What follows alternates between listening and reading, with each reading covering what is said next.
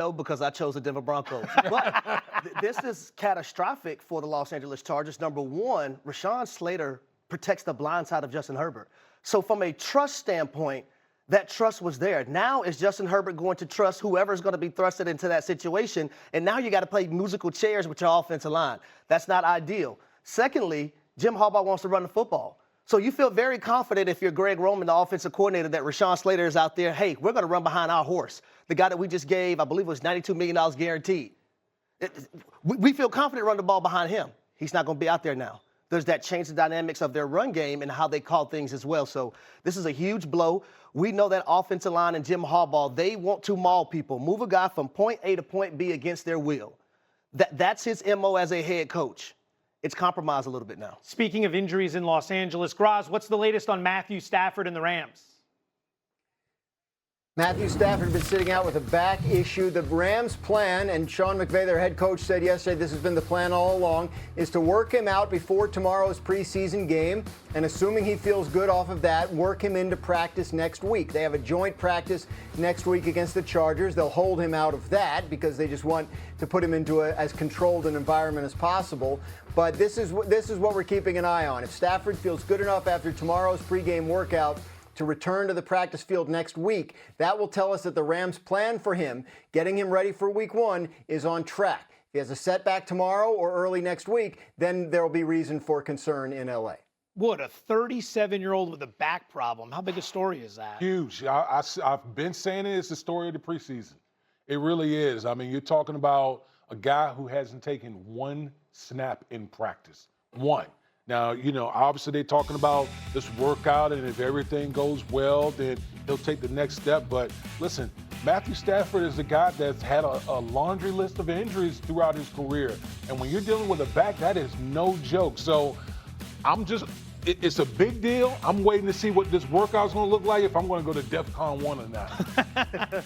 You play wide receiver. Devontae Adams, this is his first year with Matthew Stafford. How important are these reps this time of year? So you would love Matthew Stafford to be getting reps with Devontae Adams, but have you seen the clips circulating recently online of Devontae Adams and what he's doing to Cowboys DBs? This is an elite wide receiver. He's going to get open. It's not going to be hard for Matthew Stafford to hit him, I promise you. That might be an indictment on the Cowboys secondary. Hey, Graz, what's the concern level if Stafford isn't up to snuff this weekend, if it turns out he has a setback? Yeah, I think obviously anytime you have a setback, especially within a month of the start of the regular season, that would be a concern. But I haven't detected a lot of concern out of the Rams on this. Their training staff, their coaching staff has experience in managing players, including Matthew Stafford, through some training camp health issues and getting them ready to play. So to this point, I feel like we can take their word for it that it's on track. If there's a change in the plan involving his practice schedule next week, then I think we all have license to worry. But in terms of him and Devontae Adams, these are two veterans.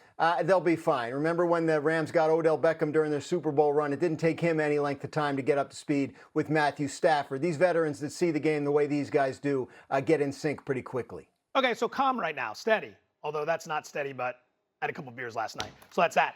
Meanwhile, Micah Parsons was not on the practice field Thursday, with multiple sources telling ESPN he's dealing with, quote, back tightness. Although Parsons has requested a trade, sources told ESPN the Cowboys have yet to receive a call regarding a trade for the star pass rusher. Hey, Dak Prescott, has the idea of Micah not being on the Cowboys crossed your mind at all?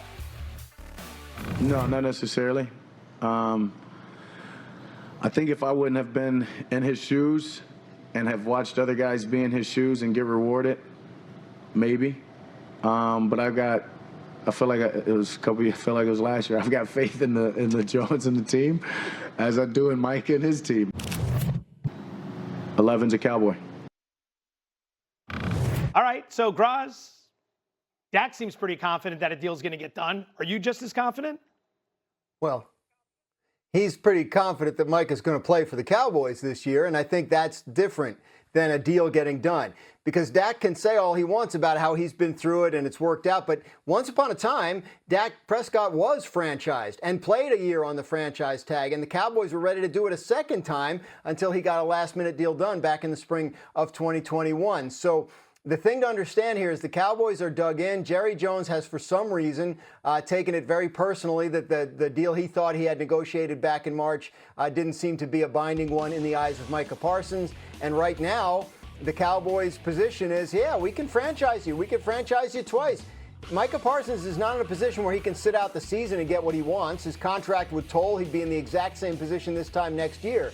So the Cowboys do hold some cards, and they're waiting for something to change, and I guess in terms of Micah Parsons' stance, but it's an ugly situation that does not seem to be progressing toward a conclusion, and in the end, it could be the Cowboys just dare Micah Parsons to not show up and tell him, hey, you're under contract, let's talk about this next offseason. You know, Dak could have said just about anything there. Should he be saying more to get a deal done for his guy? I know this, if I'm making $60 million a year and I know my money is guaranteed, what I would have said in that clip, hey, we need Dak Prescott. For us to get to where we need to go, the destination, which is a Super Bowl, NFC Championship game, and whatever it may be, we need Dak Prescott on this field.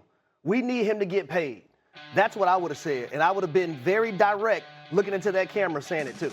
Meanwhile, Aaron Donald and Parsons had some fun on social media with Donald saying, quote, if Micah Parsons goes to the Rams, I might have to call my trainer and get in football shape. How unreal would that D-line be? All right, keep that in mind. Your thoughts, should Dak be saying more? Well, I mean, listen, I guess we're going to entertain this up for television because we're about entertainment. But, you know, listen, if that were to happen, obviously Aaron Donald would, you know, Aaron Donald's in phenomenal shape anyway. So, I mean, that would be pretty scary. But there's no way in hell that the Dallas Cowboys is trading Michael Parsons, one of the best pass rushers that we have in our game. But for TV purposes, I'm willing to bite. I would love to see it. I don't think it's feasible. There's so much cap space you would have to clear if you're the Los Angeles Rams, but this is not going to work. But I would love to see it. Aaron Donald is someone who's in tip-top shape.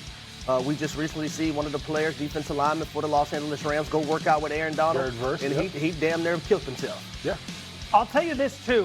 At some point, as great a marketer as Jerry Jones is, you can go ahead and shift the storyline. It doesn't always have to be a fight with your star players. It could be a big surprise. You got it done early, and now you're trying things differently, and you're going to go out and win some games this season. Oh, you mean be proactive and not reactive? Maybe. Nah, that's not in the repertoire of the Dallas Cowboys. All right, time for three things. There, but that could have been a concussion. That could have been a collarbone. That could have been a shoulder. And this is a guy who's been injured within his shoulder on his throwing arm already in the past. So you have to know the answers to the test.